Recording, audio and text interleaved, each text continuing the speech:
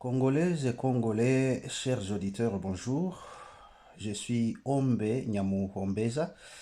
Je reviens juste pour partager avec vous cette petite inquiétude, une inquiétude qui est là mais qui n'est pas aussi moindre.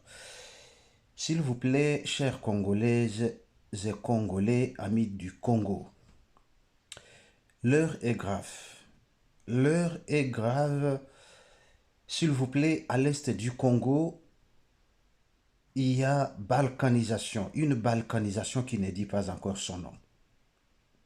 Avec la présence des forces de l'EAC, avec la présence des forces ougandaises, avec la présence des forces ougandaises et burundaises, bien sûr, les Congos se balkanisent à petit feu.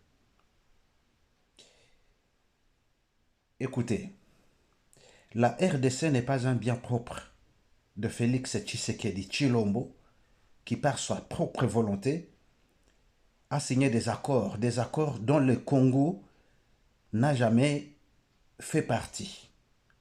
Il les a signés en tant que Tshilombo et il n'a jamais apporté aucune participation de la RDC dans les accords qu'il a signés avec Paul Kagame du Rwanda et Yoweri Kaguta Museveni de l'Ouganda, pour ne pas dire du Rwanda et de l'Ouganda. Dans ces pays-là, nous avons un parlement.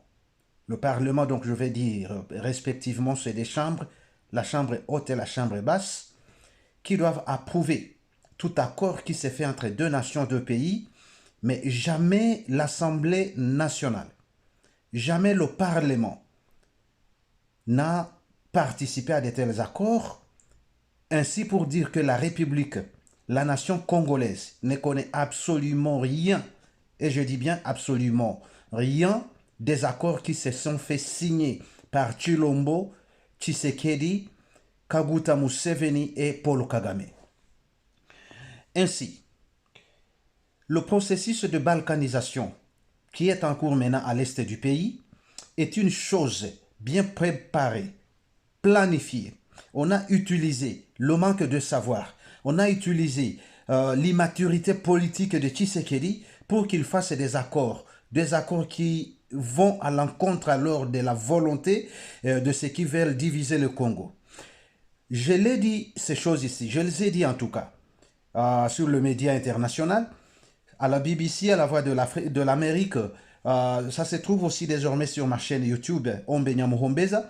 Je vous ai dit que la présence de ces forces, les forces qui viennent de l'EAC, ne sont là que pour concrétiser la balkanisation du Congo. Avec le discours du patron de l'ONU, M. Guterres Antonio, est venu alors, n'est-ce pas, mettre à jour le plan machiavélique déjà signé contre le Congo. Je ne sais pas, ou bien si vous le comprenez, vous me le ferez aussi comprendre. Je ne saurais pas comprendre comment le patron de l'ONU, M. Guterres, par sa bouche, par sa mémoire, avec son intelligence, avec toutes les capacités dont disposent les États-Unis, pas les États-Unis, les Nations Unies, venir, n'est-ce pas, cracher sur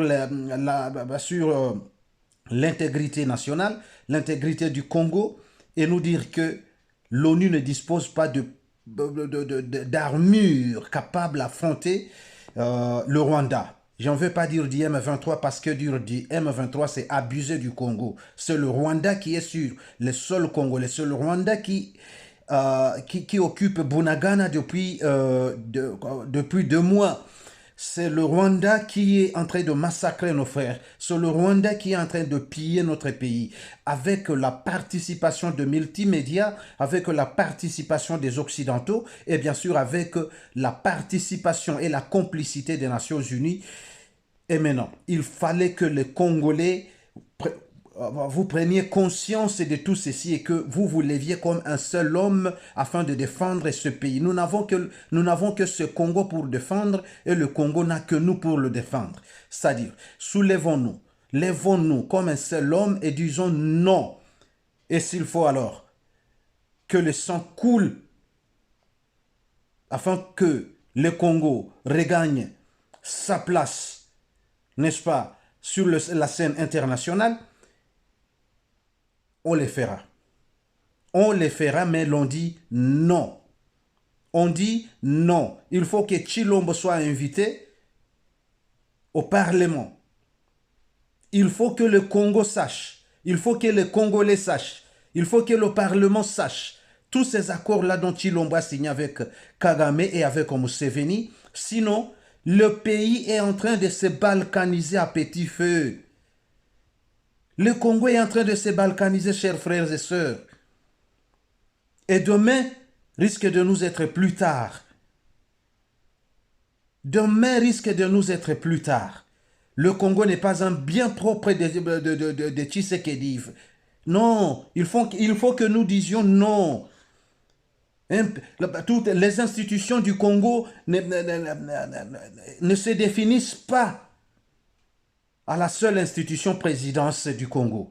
Non, non, non, non, non. Ce n'est pas seulement l'institution présidence qui existe au Congo. Nous avons le Parlement, nous avons le Parlement comme je venais de le dire. Nous avons la justice congolaise comme je venais de le dire. Nous avons toutes des institutions susceptibles à défendre ces pays, susceptibles, n'est-ce pas, à faire respecter la constitution congolaise. Et alors, il faut que Tshilombo soit invité au Parlement. Il faut qu'il mette à jour. Il faut que le Congolais sache de quoi il s'agit. Sinon, trop c'est trop. La communauté internationale est silencieuse. Les Nations Unies nous trahissent. La MONUSCO n'en parlons plus.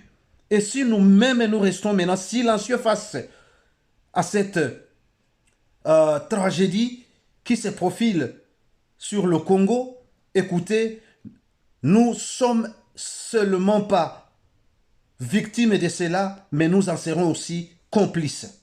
Et alors, lèvons-nous comme un seul homme et disons non.